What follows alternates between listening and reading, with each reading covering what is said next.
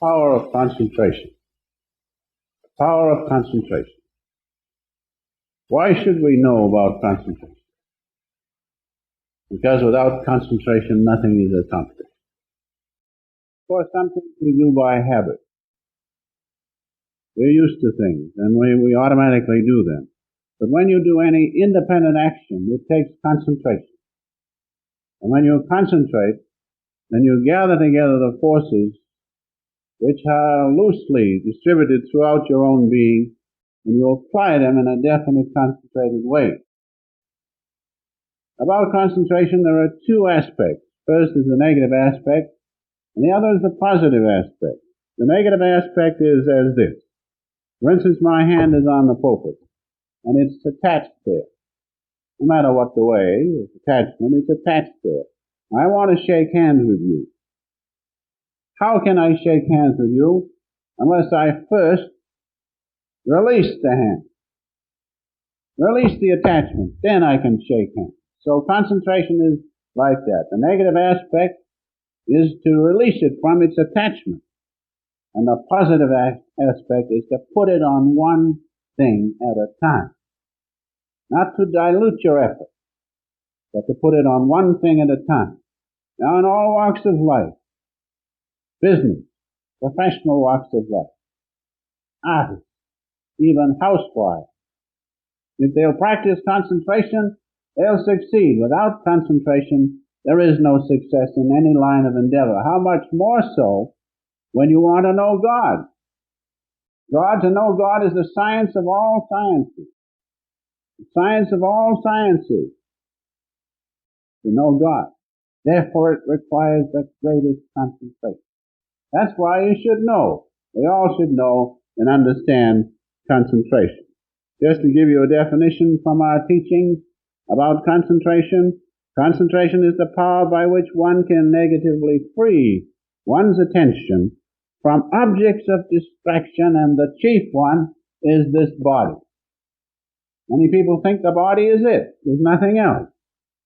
As long as you're attached to it, how can you know the finer things of life? How can you know the spiritual presence of God if you're attached to this transient, changeable vehicle? To be sure, this vehicle is the way by which we find God. But we have to supersede the vehicle and know God. And so the negative way is first to release one's attention from the objects of distraction, and the positive aspect is to place one's attention, as I have pointed out, on one thing at a time. One thing at a time. That's the main point. Master used to tell a story about, he called it monkey consciousness. Have you ever seen a monkey? How they go around from one thing to another, they're here, and the next minute they're there, then they're here fooling around with this and that. Well, that's the way most of our concentration is. I think that's a wonderful thing. He told a story which I can't tell, and he'd have you all rolling in the aisles, but I wouldn't want that this morning in the service. But that's it. It's a monkey consciousness we're indulging in instead of a concentrated consciousness. And so remember, in all works of life, in your own work in this world existence, you must know concentration if you're to be a success. And especially in your spiritual endeavor, that success will come only with the greatest concentration. Somebody told me a little story about concentration, which I think you'd like at this time. This professor had a class, he was studying the big animals. And there's a rhinoceros, it's a funny looking animal, real funny looking, and he said, if you're to understand this animal, you must give me your undivided attention and concentration. And he said, you cannot get a good idea of the subject unless you keep your eyes fixed on me. So, there's some concentration there. I thought that was pretty good. Just like Mary said, Grandpa, she said, were you in the ark, in Noah's ark? Why, no, Mary. She said, why do you ask? Well, why didn't you drown? So there you have concentration. Sometimes the children, they pointed out, in good shape. Now, let's take a practical illustration of concentration and the diffusion of our powers. That's the thing to remember. With the powers diffused, we cannot point it on one thing. Take a magnifying glass, for instance. The rays of the sun taken distributively are rather weak, although if you concentrate them, they become real powerful. So, with a magnifying glass, we gather these rays of the sun and point them, and you know the center of a magnifying glass is very, very powerful. We have gathered together those diffused parts and put them in one place. I was reading about a solar furnace out in New Mexico where they gathered the rays of the sun and they obtained 7,000, 8,000 degrees Fahrenheit. Think of it. Because they had concentrated those diffused particles of light and heat from the sun. And so why is that possible? Because those rays are backed up by the power of the sun. That's why. And so our distributed consciousness throughout the body, our diffused consciousness throughout the body, which seems so weak, we seem weak and restless and all sorts of things, but that consciousness, that diffused consciousness is backed up by the power of cosmic consciousness of God. That's what we must realize. And if we concentrate our seemingly weak powers, we are backed up by God's cosmic consciousness and cosmic energy, the energy which has produced all things. Now that gives you a different idea of the power of concentration. Do not think because you seem weak, you are not weak. When you unite all those rays and concentrate them in one ray and place it on the presence of God, then you have God's will behind you as well as His whole cosmic energy and cosmic consciousness. Now, Patanjali, the great saint of yoga of India, he spoke about concentration in a little different way. He has these words to say: union with God is established when we concentrate, when by concentrate we neutralize. We neutralize the diffusing, restless thought and desire waves of consciousness. And he's taking it from a psychological point of view. When we unite those rays which are separated, that's why your mind is restless.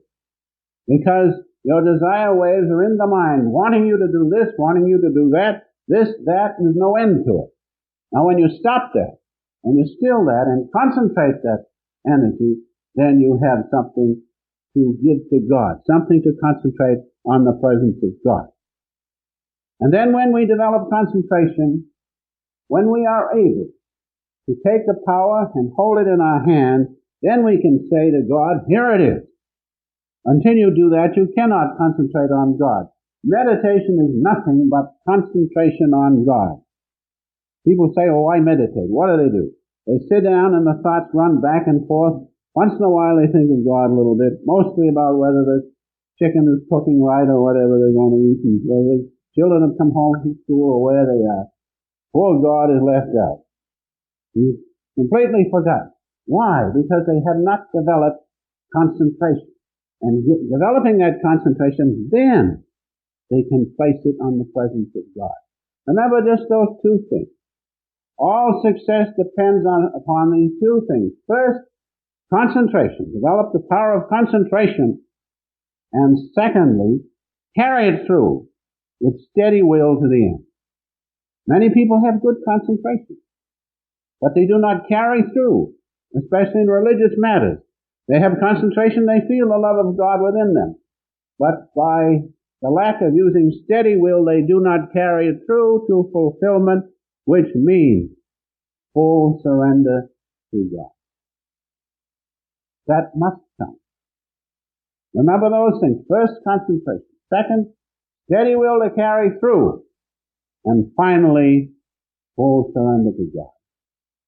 You cannot know Him, you cannot be one with Him until all dual consciousness is dissipated. And it's just the one consciousness of the love of God. These things are very important. For instance, the great Larry Marshall, one of our masters, He said this, that by Kriya Yoga, which is a high form of yoga, by Kriya Yoga you can attain the presence of God. You can harmonize yourself psychologically and physiologically.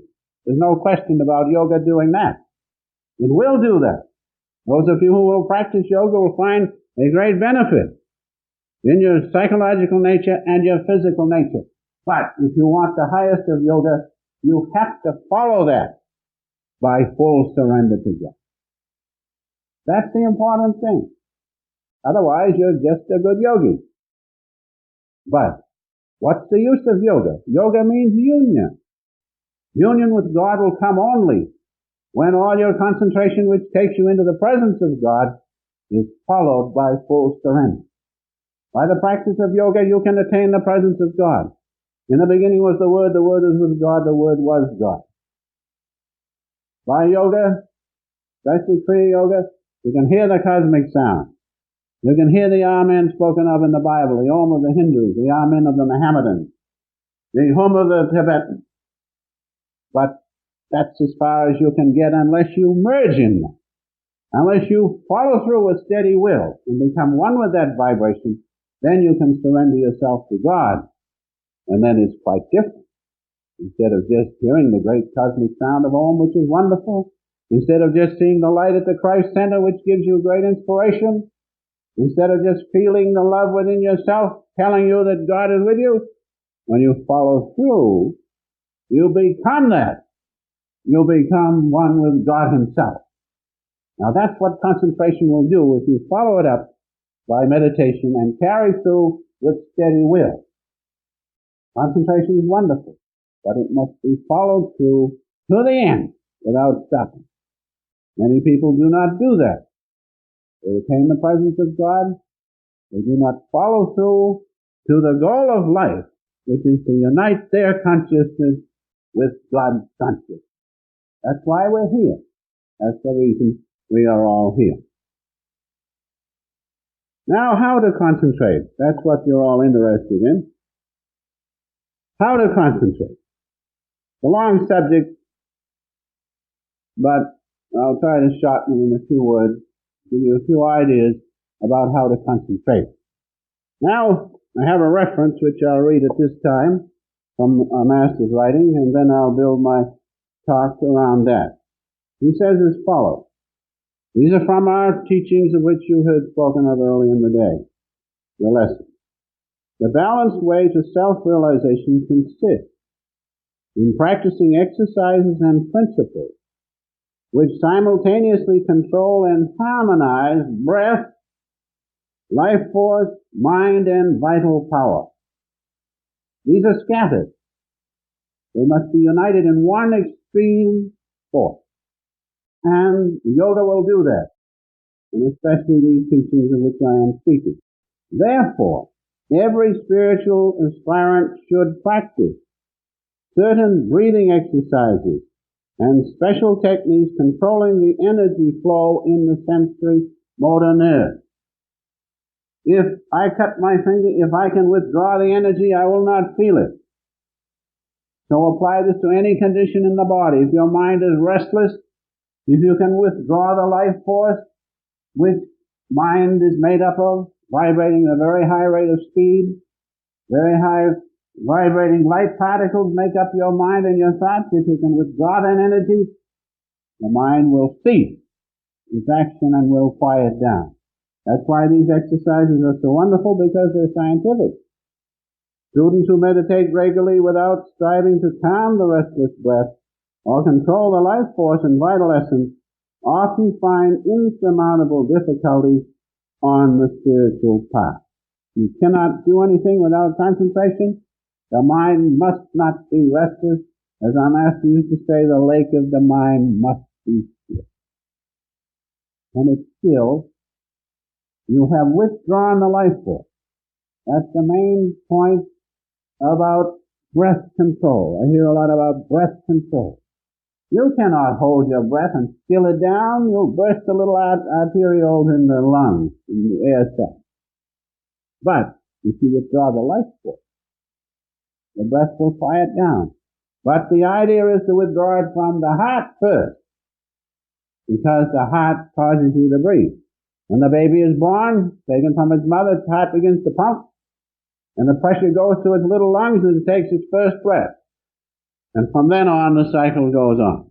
Why? Due to the carbon in the blood. As long as there's carbon in your blood, that heart will have to pump to get rid of it to the lungs and then exchange it for oxygen. So, the yogis said, if we can somehow eliminate the amount of carbon in the bloodstream, the heart will slow down automatically, and then the breath will reciprocally follow. And when the breath is still, then your attention, which is riveted on this body, can be released. You understand?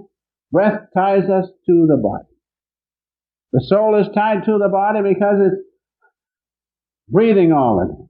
But if you can still the breath by taking the carbon out of the blood, by decreasing the metabolism so that there's less carbon in your blood, your heart will slow down reciprocally through the respiratory center in the brain. Your breath will slow down, and then your attention can be freed from the body, and you can be a free soul instead of an attached soul to this body. In very few words, that is the principle. So breath control, taught by self-realization, or true yoga, does it scientifically, not by holding the breath, not by directing it through one nostril and then the other, but by withdrawing the life force.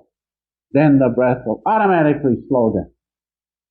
And then you can take that attention, which will be freed from its attachment to the body, you can take it and apply it on the highest thing which you should do, which is the presence of God within. So the carbon cycle in the blood is very important on the control of breath. And when you control the breath, you free your attention so you can concentrate. You understand? If you're running around and fiddling around all the time and moving, how can you put any concentration on anything? And if your mind's the same way, how can you concentrate? Now, when you still the waves of the mind by withdrawing the life force, when you still the body first by sitting up straight, the spine straight, and then still the senses, which I'll come to in a moment, and the thoughts and the memory thoughts, then you can take that freed attention and you can concentrate with it. So concentration isn't just looking at a flower and just looking at it. There's a scientific reason behind it. If you know the science, it's much easier. If you will follow yoga, true yoga, you will find that you do not have to do anything strenuous. You'll find your heart will slow down and your breath will reciprocally slow down, and a freedom will come which you never experienced before, because you're scientifically doing something. You're not just doing something at random. So concentration is to be practiced, must be practiced in a scientific way. Now, going on, there are four things which enter into concentration. First is your position. When you concentrate, if you're leaning against something like this, or against the back of the chair, or laying flat in bed, you're going to concentrate on what? Sleep. You're going right to sleep. So position is the main thing. And the position I gave you a few minutes ago, with the spine straight, Patanjali, the father of yoga, said, any comfortable position that we must accept laying flat in bed, because that isn't it. You go to sleep, sure. Any comfortable position with the spine straight is right to practice yoga. So remember, that's the main thing. Keep the spine straight. And then after you're used to it, you can sit there for hours. You will not feel tired, because then the divine force comes and keeps you in that balanced position. So position is the first thing. And the next point is the object of your concentration, as I have pointed out this morning, is to free your attention from attachment to the body and other things. That's the second thing. Now the third point is this. There are three enemies to your concentration. What are they? Sensation is the first. Sensation. I'm going to concentrate and that light comes in and I see somebody going by there and my concentration goes. Or I get all ready to concentrate and somebody drops something out in the other room and away goes my concentration. So the first enemy of concentration is sensation. You know the five senses. I will not go into them. Those are the first of the three enemies. So that's why we must get above ego consciousness. That's why if you sit with the spine straight, as I have pointed out, then you can control these things. But if you're leaning against something, don't you see you're feeling that through ego consciousness, and you cannot get away from it. But with the spine straight, as Patanjali pointed out, you have a much better chance. Now the next enemy is made up of thoughts. Thoughts. You get all ready to concentrate, and you think, well, what I did last week, didn't I have a nice time going here and there? And a million things come. So the second enemy is thought. And you get those quieted down, and then you're all ready. And something that happened years ago when you were a little child comes in nicely and disrupts your concentration. So those are the three enemies: sensation, thoughts, and memory thoughts. Those are the three great enemies which we must overcome when we concentrate. And the next factor, or the four factors, psychologically so to speak, are the breath, the heart, the consciousness, and the life force. Those are the four things. I'm giving you this very in a short way because we haven't the time. I don't want to keep you here too long. But those are the four factors. Your own consciousness is the first thing. Who are you anyway? Who am I? Every night in sleep, this body, I've forgotten all about it. Thank goodness, especially when it's picking up. I've forgotten all about this body. But what remains? There's a consciousness there that remains. And when you practice so that you can keep the consciousness from waking consciousness through to the presence of God within, the superconsciousness, there'll be no break in your continuity of consciousness. That's what you are. That's what I am. Consciousness, that's a state of consciousness.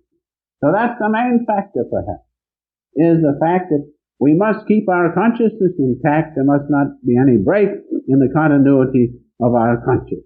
Now the next factor is this. It's the heartbeat, the heart. If the heart is pumping, as I explained a minute ago, it pumps blood into the lungs, and we have to breathe. We have to breathe. We have to get rid of that carbon dioxide.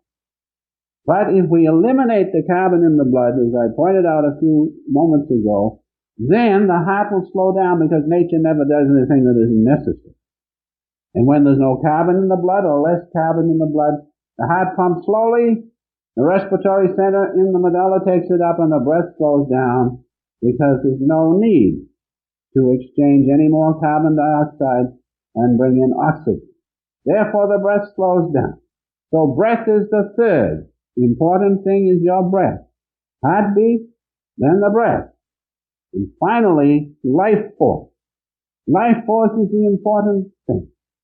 Because life force is that cosmic energy of God in your body. Your own consciousness is God's cosmic consciousness in the body. The cosmic energy is life force within you. The power of God is within you. If you can concentrate it, focus it like I told you about in the magnifying glass, then you've got a strong concentration because you're backed up by God's power of the universe, the cosmic energy. And one other important thing, consciousness plus energy go together. Consciousness plus cosmic energy within you as life force go together. Therefore, if you can move the life force and put it where you want to, your consciousness will go right along with it. And so, and finally, if you can take your consciousness by concentration and put it in the spinal region and take it up to the supreme lotus center in the brain, your consciousness comes right along with it. And then you can attain the presence of God within you. It says in Revelation, the kingdom of God is within. God and his angels dwell right within us, in the spine and in the supreme center of the brain. The thousand-petal lotus spoken of in Hindu philosophy, in Revelation, it speaks about the golden candlestick with the seven centers in it. Now these things refer to the presence of God within. Now you cannot attain that unless you can concentrate and focus your attention on those places in the spine. If you're attached to this body and this worldly living, how can you take your consciousness, the energy and consciousness, and put it in the spine? If you can control that first, that's why concentration is so important, then you can put it where it belongs. Not out in this worldly existence which passes away, but inside, right within you, in the kingdom of God which lives eternally. In a few words, that's the ultimate of concentration. But concentration is very, very important. Life force is one of perhaps the most important things of those four. Consciousness, breath, heartbeat, life force. Everything you do, you're looking at me, how? Life force. You're going to eat a little later. So am I. How? Life force. We're going to digest the food, we're going to taste through life force. I hope it's good. Because the life force will be there anyway. Let's hope the food is good. You see, life force is very important. Those four factors are very important. Life force is the key to all concentration, because by controlling life force, you control your ability to withdraw the attention from attachment. If you're attached to a person, how difficult it is to withdraw that attachment. But if you can control the life force, the attachment can be broken easily. Life force is very important. And remember, life force is the presence of God within you as cosmic energy. The great force of God which has made all things, cosmic energy in you, is the little life force. Now, if you can break the attachment of that life force to this body, won't it go back and merge with the great ocean of spirit? If you can break the attachment of consciousness to this body and release it, won't it go back to the great ocean of God's consciousness? It has to go back. It came from there. It's got to return. Our master used to say, the wave must return to the ocean. You see these waves out in the ocean going along? There'll come a time when they'll flatten out. Where do they go? They go into the great ocean underneath. And so our consciousness, if we can release it from this body, will return to the great ocean of God's presence just as sure as anything ever is. Because it came from God. We're a part of the whole. Our cosmic energy is a part of God's great cosmic energy. Our consciousness is a part of His consciousness. It has to return. Great Ramakrishna said, all will be saved. He knew that every bit of consciousness which came out of God must return to Him. But we have to be able, through concentration, to break the attachment of our consciousness to those things which keep us attached. The body especially, and outward living, and all such things of this cosmic dream. These are facts, and we must somehow, someday, make this our own and prove it, and live it. And so life force is very important. Just remember this one other thing. Life force means it's in all things. And this book is life force, vibrating at that vibration. Those flowers are life force, vibrating at that vibration, and you and I are life force vibrating at this vibration which makes us human beings. Think of it. There's only one thing in the universe, that's God's consciousness and its power. And the power of God's consciousness is this thing that we call in our body life force. Everything is made from that. Therefore the flowers are God's consciousness plus life force vibrating at those different colors and shapes. This book, as I have said, the organ, as I have said, you and I are nothing but God's consciousness vibrating at a certain rate of vibration. In the Gita it says, the yogi who understands, he sees an elephant, a lump of clay, a piece of gold, and something else, I've forgotten which, as one and the same thing. Why? Because he sees underneath the noumena, the light of God. Everything came from God's light. In the beginning God created light, and from that light all things have come. And so, and this last thing about life force, which is very important, by concentration and will, the life force in your body and the consciousness in your body becomes cosmic consciousness and cosmic energy. Don't you think concentration is necessary? Don't you think the practice of yoga is necessary? If you can deliberately show and prove and know that you're being separated from God by freeing the life force and consciousness in this body, you become God Himself, one with Him. Concentration is very necessary. Life force is a very important factor in concentration. And so I must hurry along now so that I will not keep you too long. Your concentration to be used to the highest end is to obtain that treasure, the presence of God within each and every one of us. Concentration can be used in business, in profession, in anything. You cannot do anything well, especially without concentration, but the highest goal is to use your concentration to attain God. That's why we're here. The goal of life is not to have 16 houses or 24 automobiles or all such things. It's to know God, and knowing God to merge in. That's why we're here. But the devil says, or satanic influence or duality says, oh no, you don't want that. You want this, and when you get that, you want something else, and when you get that, you want something else, and there's no end to it.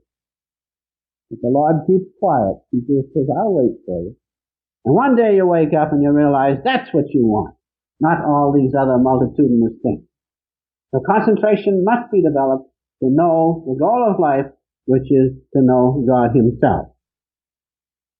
And so, let us use our concentration after we develop it to do what with it? To meditate. Meditation means the simple thing, remember, concentration on God. Meditation, that's all meditation means. Concentration on God. Well, what is God within us? I have told you, in the beginning was the Word was with God, the Word was God. And so that power within you, the holy vibration, the great comforter of which Jesus spoke, the Word spoken of in St. John, is God Himself in you. Therefore, use your concentration to know the Word of God within you, the holy vibration, the Amen. As it says in Revelation, the faithful and true witness, the beginning and the end of the creation of God. Think of that. We all come from that one vibration. That's what we must use our concentration to know. Knowing that, we will have all things, greatest of all, we will have His bliss and His peace and His joy. Having that, nothing else will matter. God is love. We have to use our concentration to know that. And so let us do as Jesus said. If thy hand prevent thee, cut it off. He meant let nothing stand in the way of your concentration. Let nothing stand in the way of your meditation daily to know God. That's what He meant. Let nothing stand in the way. It's so easy to put it off, but we must not do it. All the masters say that. Our own master said it this way. He said, bite off more than you can chew, then chew it. That's a wonderful, remember that. When it's hard to meditate and you get all set and things go wrong and it's difficult, do it. Do your meditation. All the great saints say that. So that's what we must do. We must use our concentration to attain the goal of life, which is oneness with the infinite God.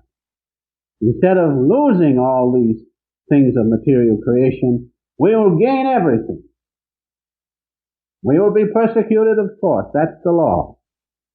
Blessed are ye who are persecuted for righteousness' sake, for such is the kingdom of heaven. People will persecute you. Your own conditions will persecute you. Rejoice and be exceeding glad. That shows you're nearing the presence of God within. Rejoice and thank God that He's persecuted you so you can show Him. No persecution can deter you from finding Him. That's what it's for. Read the history, religious history throughout the ages, the same thing. They crucified Christ, they persecute everyone, but the goal is oneness with God. And that comes from concentration and carrying your concentration with steady will until you reach the goal. And finally, I'll read from a reference from our Master's Whisper of Eternity.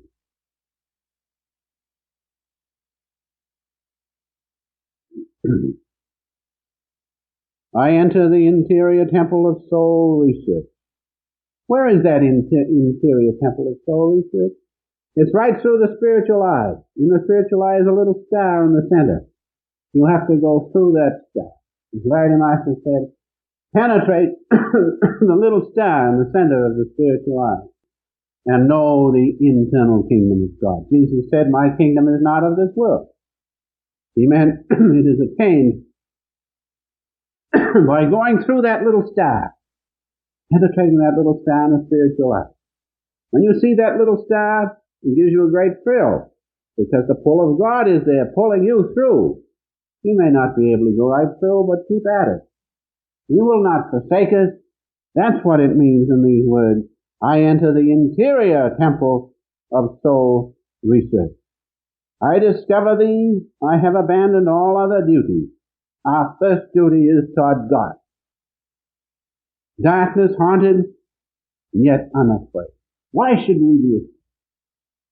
All the scriptures say you're made in the image of God. You're God's children, children of the Most High. Why should we be afraid? If you keep your attention concentrated at this point, you will not be afraid. Master told me, when you're in the Om vibration at this point, no force in the universe can touch you. Think of it. But we will settle for all things of outward consciousness. Lift your consciousness by concentration to this point, and then enter into the little star, into the internal kingdom. I am groping, seeking, crying for thee. Wilt thou leave me alone? Reveal thyself, O Christ. Master said, God will never forsake you. When he told me that, and I felt better. He'll never forsake any one of us, because we are his children.